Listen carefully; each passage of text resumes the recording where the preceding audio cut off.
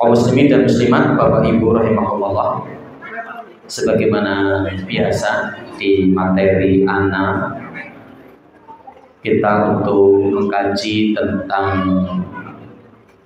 parenting keluarga, ya. Yang kali ini insya Allah kita akan berbicara tentang fitrah keluarga, ya. Insya Allah kita akan berbicara terkait tentang fitrah keluarga. Nah, di sini kita awali dari definisi apa itu fitrah, ya.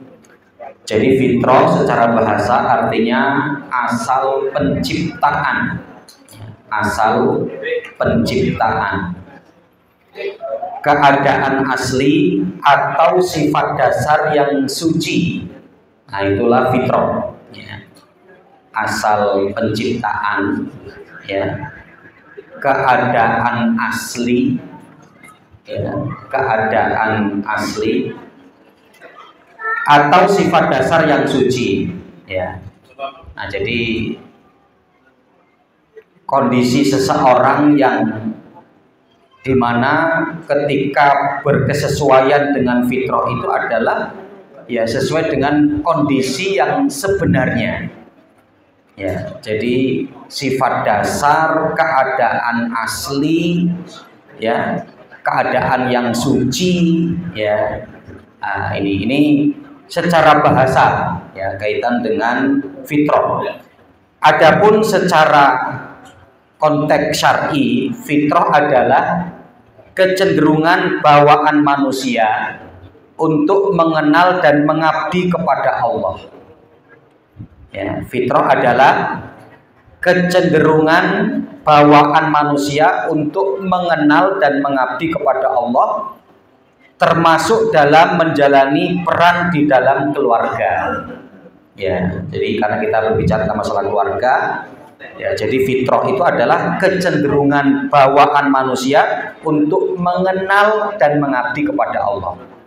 Ya, jadi garis bawahnya itu adalah untuk mengenal dan mengabdi kepada Allah. Ya. Jadi ini dasar bawaan yang ada pada seseorang sehingga menjadi fitrahnya. Ya, jadi fitrahnya itu adalah mengenal dan mengabdi kepada Allah. Ya, tahu tentang Allah dan siap untuk mengabdi kepada Allah. Itu fitrah atau dasar manusia. Ya. Maka nanti ketika muncul kok menentang, muncul kok melawan, berpaling, enggan, ya, itu sebetulnya tidak sesuai dengan fitrahnya. Jadi kalau kita mendapati adanya orang yang menentang, berpaling, ya, ingkar, nah, itu tidak sesuai dengan fitrahnya. Karena fitrahnya adalah dia mengenal Allah dan siap mengabdi kepada Allah. Ya, mengenal Allah dan siap mengabdi kepada Allah. Ya, maka penjelasan para ulama menyebutkan kalaulah adanya orang yang dari kecil kemudian dia tumbuh di tengah hutan pun nanti dia akan mengenal Robnya. Ya, dia nanti akan mengenal Robnya. Karena pasti nanti dia akan berpikir, ya, dari manakah dirinya, kan gitu ya, dari manakah dirinya, ya, kemudian siapakah yang mengadakan dirinya, maka nanti secara otomatis akan muncul pikiran-pikiran seperti itu, ya, yang sehingga dia nanti akan tahu bahwa tidak mungkin keberadaannya tidak ada yang mengadakan, ya, pasti ada yang mengadakan, yaitu Allah Subhanahu wa taala sebagai ilahnya, sebagai Robnya, yang sehingga dengan itu dia akan mengenal Allah. Nah, maka yang dimaksudkan dengan fitrah itu adalah ya dasar bawaan yang dimiliki oleh setiap manusia ya, untuk dimana mereka mengenal Allah Subhanahu Wa Taala dan kesiapan ketundukan mereka kepada Allah. Nah, itu fitrah. Ya. Nah, asal muasalnya manusia itu dalam kondisi lurus dan benar. Ya, asal muasalnya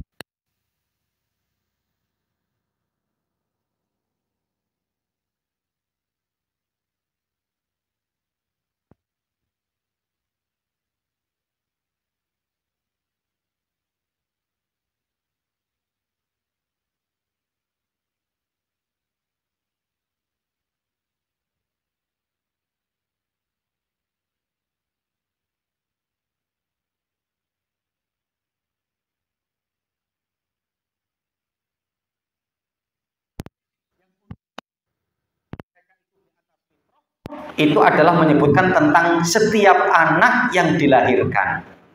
Ya, kita mendapati dalam riwayat Imam Bukhari dan Muslim ketika Rasul mengatakan kullu mauludin yuladu 'alal fitrah fa abawahu yuhawidanihi au yunasiranihi au yumajisanihi. Jadi setiap anak itu sudah terlahirkan dalam kondisi ya fitrah, ya, 'alal fitrah, ya.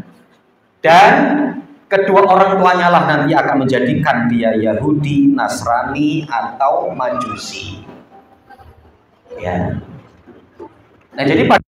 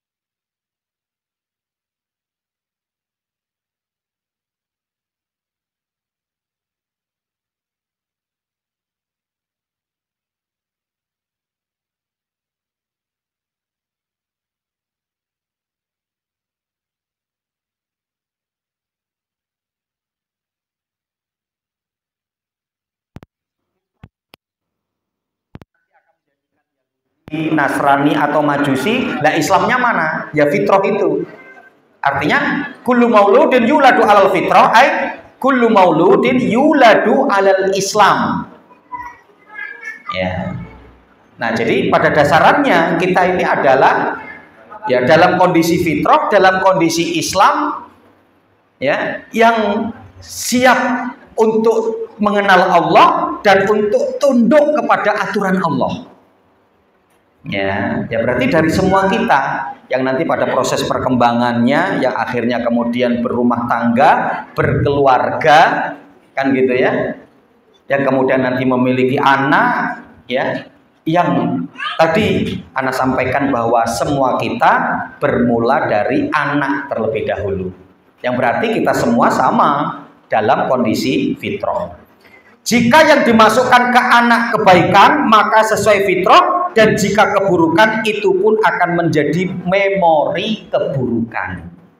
Nah, jika yang dimasukkan ke anak kebaikan, maka sesuai fitrah. Nah, jadi kalau yang dimasukkan itu adalah kebaikan, maksudnya yang dimaksud dengan kebaikan ini adalah ilmu Islam, ya, perkara yang syar'i sesuai dengan Al-Quran dan As-Sunnah, maka apa? Akan sesuai dengan fitrah. Ya. Dan jika keburukan lawannya itu pun akan menjadi memori keburukan. Ya, kenapa? Karena ketika setiap yang dilahirkan itu dalam kondisi tidak berilmu. Ya. Nah, maka ilmu apa nanti yang kemudian akan dimasukkan, akan dikembangkan, yang pada dasarnya sudah membawa ilmu tauhid. Ya, dalilnya kita mendapati dalam surat An-Nahl ayat 78 ya. Wallahu akhrajakum min butuni ummahatikum la ta'lamuna syai'a wa ja'ala lakumus sam'a wal absara wal afidah la'allakum tashkurun. Dialah Allah yang telah mengeluarkan kalian dari perut ibu-ibu kalian. La ta'lamuna syai'a, yang pada waktu itu kamu tidak tahu apapun. Kan gitu ya. Tapi apa? Ya mentauhidkan Allah. Ya. Yang karenanya kalau dimasukkan kebaikan, maka kebaikan itu akan mengembangkan orang tersebut menjadi baik. Ya. Nanti dalam hadis Rasul mengatakan laisal mar'u yuladu aliman. Jadi gak ada seorang pun yang dilahirkan sudah dalam kondisi berilmu. Gitu kan, gak ada orang yang dilahirkan sudah dalam kondisi berilmu. La ta'lamuna syai'a wa ja'ala lakumus sam'a wal absara wal afidah, yang kemudian Allah jadikan untuk kalian pendengaran, mata dan hati, la'allakum tashkurun, agar dimana kalian bersyukur. Tiga perangkat ini adalah tiga perangkat untuk memperoleh ilmu. Ya. Nah, bahkan apa? Diawali dengan sam'a. Ternyata nanti apa? Yang berfungsi dari setiap anak yang dilahirkan itu pertama adalah pendengarannya. Ya, dan itu pun telah dikaji dalam ilmu kesehatan, ilmu medis pun begitu. Maka benar, yang cocok apa yang dilakukan dalam Islam, jika ada anak yang dilahirkan, maka apa? Diadzankan. Kan gitu ya, diadzankan di telinga kanan dan diiqomahkan di telinga kiri. Ya, maaf nanti kalau kita mendapati di luar Islam, ya seperti orang-orang Nasrani itu apa? Ditempelkannya salib. Ya, anak yang baru lahir itu ditempelkan salib. Ya, artinya agar mengenal ya Tuhannya, ya itu ditempelkan salib di dadanya. Itu. Ini kan padahal anak itu ketika baru dilahirkan, indera yang bisa difungsikan itu bukan perasanya, tapi pendengarannya. Ya, wa ja'ala lakumus sam'a wal absara, baru kemudian nanti difungsikan berikutnya adalah penglihatannya, baru kemudian wal afidah, hati. Ya. Nah, berarti apa? Sangat-sangat buruk sekali yang akan terjadi jika ada anak yang masih dalam kondisi fitrah, dalam kondisi Islam, dalam kondisi mentauhidkan Allah, dalam kondisi ya belum mengilmui yang lain. Kemudian ternyata apa? Asupan yang dimasukkan itu adalah keburukan, maka menjadi memori keburukan untuk anak. Gitu ya. Maka kadang ya adanya hadis ya yang berbicara sebetulnya lebih kaitan tentang harta, gitu kan? Ya, jadi sebaik-baik harta itu adalah ketika dipegang oleh orang yang soleh. Ya, sebaik-baik harta itu adalah ketika harta itu dipegang oleh orang yang soleh, karena pengarahannya jelas untuk apa, ya pasti tidak untuk melanggar Allah, pasti untuk kebaikan, ya tidak untuk menimbulkan fitnah, untuk menimbulkan kerusakan, gitu ya. Nikma malun soleh firojulin soleh. Maka ya kalau ya Anda menganalisa gitu ya, ya ini juga bisa untuk dikiaskan terkait dengan anak. Nikma rojulun ya waladin soleh fi rojulin soleh. Sebaik-baik anak itu jika dipegang oleh orang yang soleh. Ya, jika dipegang oleh orang yang soleh. Maka kadang, masya Allah gitu ya, anak sudah diajari syirik, anak sudah menjadi ya objek kesirikan gitu ya. Karena saya pernah mendapati itu. Ya, saya pernah mendapati itu ya. Jadi di mana ada saya ketika lewat di satu jalan gitu ya. Ya, lewat di satu jalan ya, itu jalannya agak rusak, maka pelan-pelan di jalan itu gitu ya. Dan saya mendapati ada bapak-bapak yang menyeberangi jalan sambil menggendong anaknya yang kecil. Anaknya ketika itu tidak pakai baju. Nah, saya melihat apa? Di lehernya terkalung kalung kain yang kemudian ada kotak hitam gitu ya. Ya, kemudian di perutnya juga kan kelihatan itu, digendong itu ketika saya lewat karena jalan jelek, ya kan, saya mau nyebrang kan saya dekat gitu kan. Nah, itu melihat. Saya cuma berpikir masya Allah. Nah, inilah yang apa namanya menjadi bukti bahwa anak yang dalam kondisi awalnya nggak ngerti ya mentauhidkan Allah, fitrahnya itu benar, fitrahnya lurus, dirusak sendiri oleh orang tuanya gitu ya. Maka betapa banyak ya anak yang rusak disebabkan karena dimiliki oleh bapak-bapak yang rusak gitu kan. Ini masya Allah. Nah, jadi menjadi PR kan gitu ya, menjadi PR. Ya PR-nya ima untuk memahamkan orang tuanya, ima orang tua yang sudah paham ya untuk punya anak banyak, ya kan gitu toh? Ya, ya. Jadi konsepnya bisa satu dari dua tadi. Orang yang sudah paham untuk memiliki anak yang banyak, atau orang yang kemudian sudah memiliki banyak anak itu orang tuanya agar paham dengan Islam, ya, agar anaknya tidak rusak. Ya. Nah, maka ikhwan fillah rahimakumullah, ya, jadi di mana bahwa pada dasarnya semua anak itu dalam kondisi lurus, dalam kondisi benar, mentauhidkan Allah Subhanahu wa taala, ya, yang kemudian baru berikutnya lah ya dia untuk mengembangkan ilmu. Nah, ilmu seperti apa yang ditanamkan oleh kedua orang tuanya kepada anaknya ya. Kalau ilmu kebaikan, contoh-contoh yang baik, ucapan yang baik, perkara-perkara yang baik, maka akan menjadi kebaikan untuk anak. Tapi kalau sebaliknya pada perkara buruk, maka juga akan tertanam keburukan kepada anak ya. Fitrah itu adalah Islam. Agar terjaga fitrah keluarga, berarti tanamkan nilai Islam dalam keluarga. Gitu ya. Jadi fitrah itu adalah Islam. Agar tetap terjaga fitrah keluarga, berarti tanamkan nilai Islam dalam keluarga. Ya.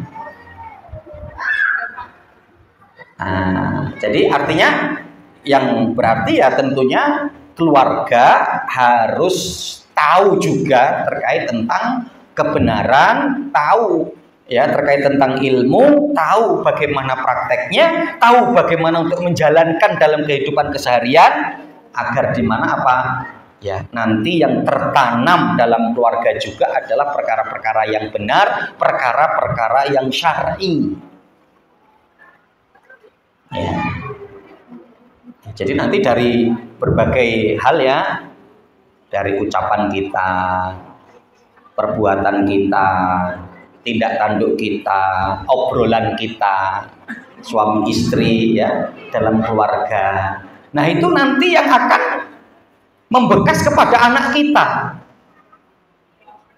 Ya, itu nanti akan membekas kepada anak kita.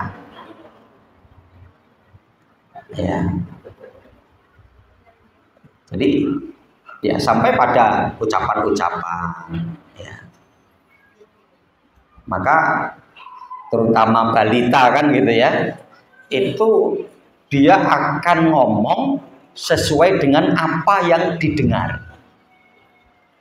Maka nanti pelajarannya, faidahnya, kenapa Rasul kok kemudian dibawa ke Bani Sa'ad, ke kampung, tidak tetap berada di kota, diantaranya untuk menjaga lisan Rasul agar tidak mendengar ucapan-ucapan kotor, ya, agar tidak mendengar ucapan-ucapan yang tidak baik yang sedang menyebar di kota, ya. Maka Rasulullah dibawa ke kampung, ke Bani Sa'ad yang kemudian diasuh oleh Halimatus Sa'diyah. Nah, itu diantaranya ternyata fungsinya seperti itu, ya. Ya, nanti ya, sehingga akan terjadi banyak hal, ya, akan terjadi banyak hal, ya. Nah, maka termasuk juga ya perhatian kita terhadap anak-anak, ya. Jadi anak-anak itu ketika berada di rumah itu tidak dibiarkan begitu saja, kita ajari, kita didik, ya. Kalau mereka ada sesuatu yang tidak pas ya kita luruskan, ya. Dan terjadi tadi ya, saya sore tadi itu nyuci mobil karena beberapa hari yang lalu saya dari kampung, ya, keluar dari kampung itu kan tidak genah warna mobilnya gitu ya. Qadarullah ketika saya nunggu itu ada ibu-ibu duduk di samping saya, kayaknya ini pelajar, kayaknya guru atau dosen gitu ya. Akhirnya saya tanyakan, "Ibu nyuci mobil juga?" "Iya Pak," kata dia gitu. Ya, nah itu mobil saya, kata dia, masih dicuci gitu. Terus Ibu ada kegiatan di mana gitu, karena dia bilang anulah besok-besok kalau kerja pakai motor aja gitu kan. "Ibu kegiatannya di mana?" "Saya kegiatannya di Kemiling, di bagian HIV," gitu ya. Pikir saya pas cocok banget ini, sedang menyebar isu apa LGBT di Lampung kan gitu ya, sedang menyebar isu LGBT di Lampung. Sebagaimana ketika kemarin ya di Bogor itu kan, di Megamendung itu, masya Allah, ya kan yang terpapar HIV kan 30-an ya, yang terpapar HIV itu 30-an ya. "Ibu ini berarti," saya bilang, "berarti di kesehatan Bu ya?" "Iya Pak," gitu ya. "Terus bagaimana Bu dengan isu kemarin ini, dengan kondisi ini?" "Oh iya, inilah kondisi Lampung saat ini seperti itu." Padahal kata ibu itu merusaknya itu sangat-sangat merusak. Karena Pak itu apa ya, seperti kanker stadium gitu loh. Itu, dan kata ibu tadi ini ya, kalaulah dia mau kemudian untuk menjaga kesehatannya, untuk minum obat itu seumur hidup. Masya Allah itu. Minum obatnya itu seumur hidup, ya. Dan tidak bisa diobati gitu loh, tidak bisa diobati. Jadi hanya akan nanti terus meningkat stadium 1, stadium 2 sampai stadium 4 ya sudah. Gitu kan, karena itu akan merusak sel otak, katanya seperti itu gitu ya. Dan ini ya ikhwan fillah, ya, jadi ya kita mendapati kan kondisi yang ya sangat luar biasa ketika melanggar daripada syariat ini, ya. Ya, jadi fitrah itu Islam, agar terjaga fitrah keluarga berarti tanamkan nilai Islam dalam keluarga, ya. Dan termasuk ibu tadi menyatakan diantaranya yang beliau banyak apa namanya yang sudah terpapar, yang kemudian diajak diskusi, ya, terutama adalah mereka yang apa namanya sesama jenis. Itu sebabnya karena apa? Kurang perhatian keluarga, kurang perhatian keluarga, ya. Maka sangat penting anak itu untuk terus kita jaga, anak itu untuk kita asuh, anak itu untuk tetap terus kita perhatikan, ya. Kita mendapati firman Allah dalam surat Ar-Rum ayat yang ke-30, ya. Fa'akim wajhaka lidini hanifa fitratallahi allati fatara nasa 'alaiha la tabdila li khalqillah dzalika dinul qayyim walakinna aktsaran nasi la ya'lamun. Dan hadapkanlah wajahmu kepada agama yang lurus, sebagai fitrah yang Allah tetapkan untuk manusia, tidak ada pergantian akan ciptaan Allah. Nah, jadi agama yang lurus ini fitrah yang Allah tetapkan untuk manusia. Ya. Dan semua itu siap sebetulnya. Tapi karena orang tua tadi yang ternyata menjadikan Yahudi, menjadikan Nasrani atau menjadikan Majusi, menyimpang dari Islam. Ya. Dzalika dinul qayyim, itulah Islam sebagai agama yang lurus, walakin aktsarun nasi la ya'lamun. Tapi kebanyakan manusia mereka tidak mengetahui. Ya. Jika sesuai fitrah pasti bikin nyaman. Nah, karena apa? Jadi kalau kita memberikan pendidikan Islam, pendidikan yang baik, pendidikan sesuai dengan Al-Quran dan As-Sunnah, yang fitrah mereka di atas ini, maka pasti bikin nyaman dan tidak ada pemberontakan. Ya. Karena mungkin prosesnya tidak benar, maka akan terjadi pemberontakan. Contoh, wah, anakku disuruh pakai jilbab kok nggak mau, kok berontak, kok ngelawan, kok nggak mau. Coba sekarang jujur, mulai diajarkan pakai jilbabnya kapan? Ya kan? Ya kalau sudah balik, ya ketika SMP, ya wajar. Gitu loh. Coba kalau ketika dari sejak dini, sejak kecil, bahkan apa kadang hanya kita perintahkan untuk buka gerbang, dia kalau nggak pakai jilbab itu nggak mau, gitu kan? Ya, jadi karena kadang kita sudah waktunya itu sudah lewat, gitu. Anak laki kita, Ustaz, kayak mana caranya ya anak lakiku tak suruh sholat berjamaah di masjid kok nggak mau, kok berat sekali ngandaninya harus ngomongin terus. Ya Anda ngomonginnya, ngajaknya itu kapan? Ya setelah anakku sudah SMP, anakku sudah SMA, karena bapaknya baru ngerti Islam setelah anaknya usia SMA. Lah ini, gitu. Ya, nah maka kan menjadi PR besar kita, gitu ya. Jadi kalau sesuai fitrah itu nyaman, bikin nyaman. Ya, bapak-bapak ya, yang apa namanya memang sifat bawaannya adalah ya, yaitu berpikir, akal, ya, kemudian sifatnya bebas, ya, ekstrovert, gitu ya. Maka di mana apa? Kalau untuk dikurung itu lama-lama itu berontak, karena memang apa? Tugasnya itu di luar. Gitu kan? Tugasnya itu di luar, itu udah sesuai fitrahnya. Ya, bahkan kadang kan ada yang nggak bener ya, di luar terus tapi ngopi sana ngopi sini, di luar terus tapi mancing sana mancing sini, ya kan gitu loh. Memang yuk di luar memang, dan senengnya begitu, hobinya di luar, gitu loh. Tapi kan nggak bener untuk bisa memahami tentang fikih prioritas, pekerjaan prioritas, amal prioritas. Ini ada juga dalam Islam. Ya. Nah, fitrahnya bagi seorang wanita itu untuk di dalam, di rumah. Cobalah. Ketika konsepnya ini sesuai dengan syariat, coba kita praktekkan. Pasti menenteramkan, pasti menyamankan.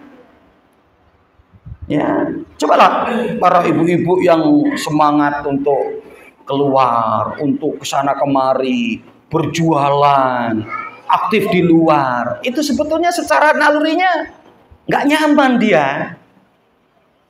Ya, enak tinggal nongkrong di rumah, ya, untuk kemudian apa? Menjaga anak-anak, merawat rumah, merawat diri, selesai. Karena apa? Itu pun sesuai dengan kultur seorang wanita. Ya, yang lebih kulitnya lembut, ya, lebih kepada perasaan. Ya, kalau di luar ini kan udah kondisi yang kehidupan yang berat loh. Maka apa? Itu sudah cukup untuk laki-laki. Ya. Nah, jadi ketika terjadi bolak-balik, ya, itu akan menjadi masalah ke depannya. Maka apa? Jika sesuai fitrah pasti bikin nyaman. Ya. Nah, maka mari ini yang untuk kita praktekkan di dalam kehidupan kita, gitu ya. Ya.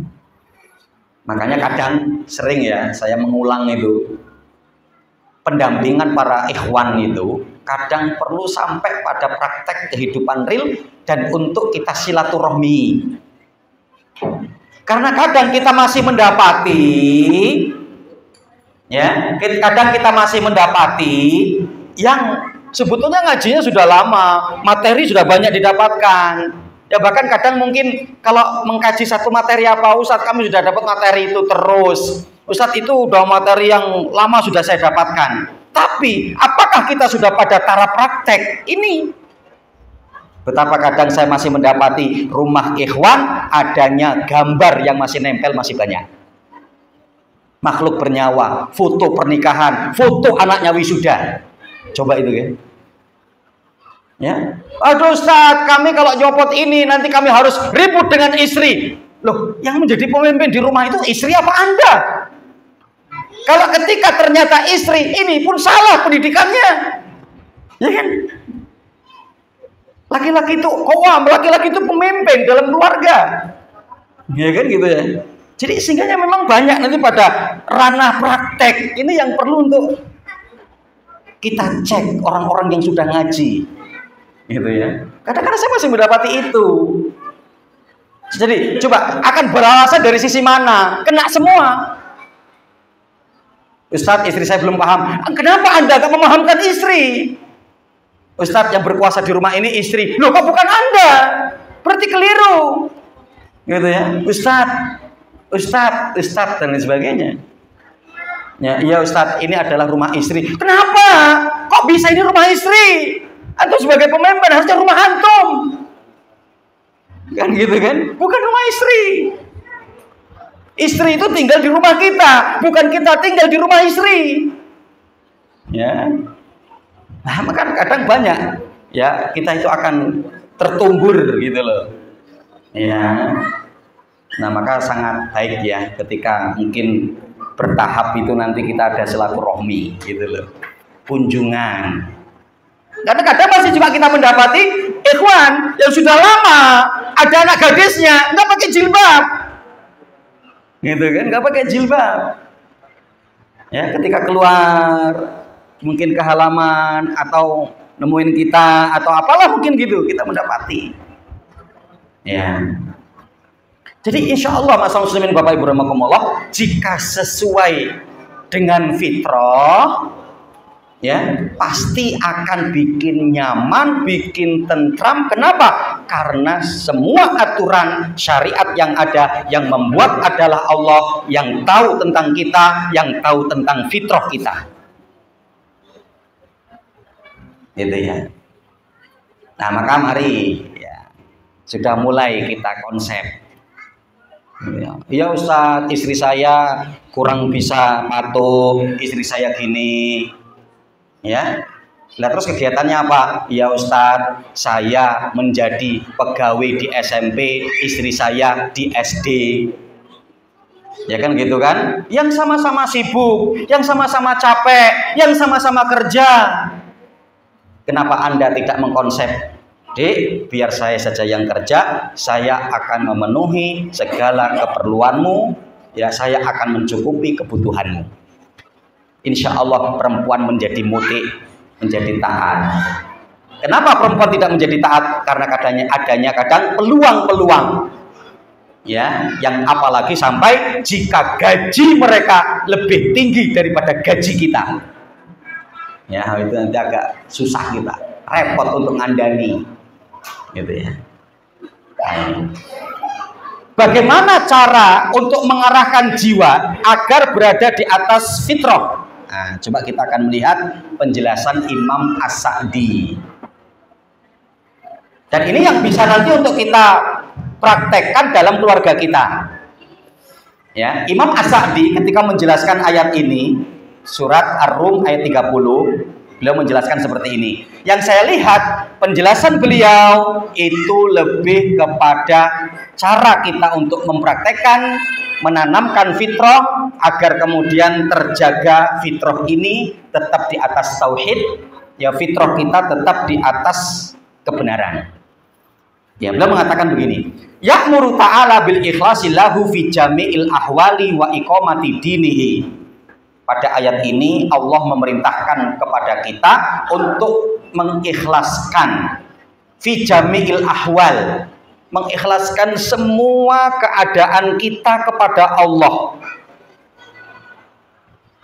Ya, jadi tidak tanduk kita itu hanya akan mengikuti aturan Allah. Cara ngomong kita, apa yang diinginkan oleh Allah, cara perbuatan kita, ketika kita berada di rumah, ketika kita bersama keluarga, ketika kita berada di luar, ketika kita bersama dengan teman-teman, ya, untuk mengikhlaskan wa iqamati dinihi, dan dalam rangka kita menegakkan agama Allah. Jadi ketika kita mempraktekkan Islam itu dalam rangka untuk apa diantaranya? Menegakkan agama Allah. Yang minimal apa? Ibda binafsik, mulai dari dirimu, diri kita masing-masing, nanti meningkat keluarga. Maka ketika diri kita benar, keluarga kita benar, maka niscaya akan terbangun masyarakat yang benar. Ya, lah nanti bagaimana gitu loh kita? Ya, kadang ayo kita tegakkan Islam, ayo kita lawan Zionis, ayo kita lawan Yahudi Nasrani. Tapi kadang kita sendiri belum mengaplikasikan Islam pada diri kita dan keluarga kita. Ya.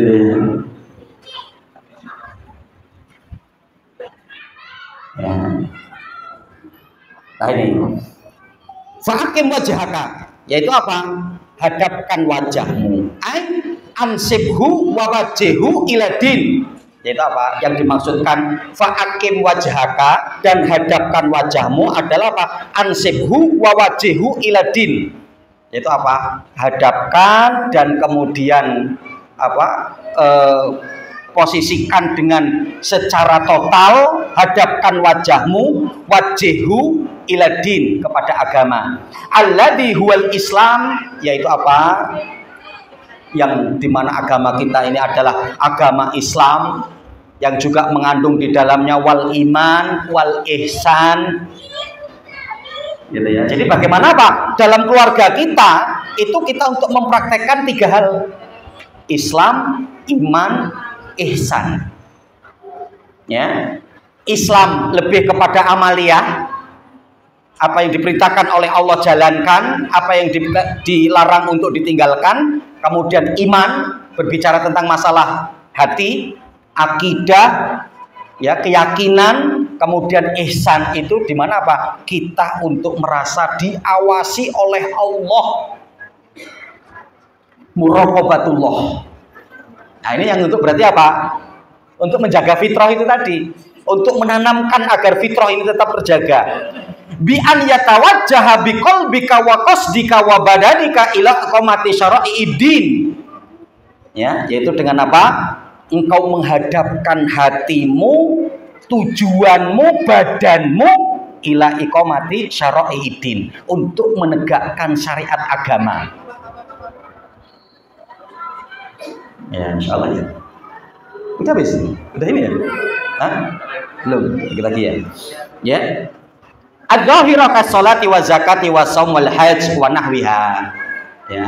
Jadi dari syariat-syariat yang nampak seperti sholat, zakat, puasa, haji dan yang sebagainya. Ya. Wa syara'i al-batina, dan syariat yang sifatnya batin seperti mencintai, takut, ya, kemudian tawakal, ya, taubat kembali, ya, ini dari ibadah-ibadah yang tidak nampak, ya. Bi anta budallah fi haka'annaka tarah, yaitu dimana engkau untuk meyakini ketika melakukan ibadah seolah-olah engkau melihat Allah, ya. Tapi kalau engkau ternyata tidak bisa melihat Allah, fa in lam takun tarahu fa innahu yaraka, tapi kamu harus yakin Kalau engkau tidak bisa melihat Allah, yakinlah bahwa Allah melihat dari segala apa yang kita lakukan. Nah, jadi artinya apa? Untuk menjaga fitrah itu, di mana Imam As-Sa'di rahimahullah lebih menjelaskan adalah aplikasikan 3 perkara pokok dalam Islam, yaitu Islam, iman, dan ihsan. Maka niscaya apa? Ya, Anda akan terjaga di atas fitrah, yang dimana apa? Maka mari kita memulai dari kita sendiri, yang kemudian nanti akan kita tularkan kepada keluarga kita, yang niscaya apa? Kalau kita semua punya prinsip seperti ini, dari keluarga-keluarga yang ada akan menjadi masyarakat, maka masyarakat inilah yang nanti akan ya menjadi satu sawadul a'dham min ahli Islam. Yaitu apa? Dari komunitas besar dari kaum muslimin, yang sehingga secara otomatis nanti banyak Islam ya yang bisa untuk ditegakkan di tempat tersebut. Ini mungkin yang bisa kita kaji di majelis yang mulia ini ya, terkait tentang fitrah keluarga, yang sehingga ya keluarga kita sudah dalam kondisi fitrah, maka kita memiliki peran yang sangat penting, PR yang sangat besar untuk menjaga daripada fitrah di dalam keluarga kita. Tidak ada lain, itu adalah Islam, yaitu penanaman Islam, penanaman iman, dan juga penanaman ihsan. Wallahu ta'ala alam bisawab. Aku qouli hadza seperti ini wa lakum wa lisairil muslimina fi kulli jabil waqtar. Subhanakallahumma wa bihamdika asyhadu an la ilaha illa anta astaghfiruka wa atubu ilaik. Wa billahi taufiq wal hidayah. Wassalamualaikum warahmatullahi wabarakatuh.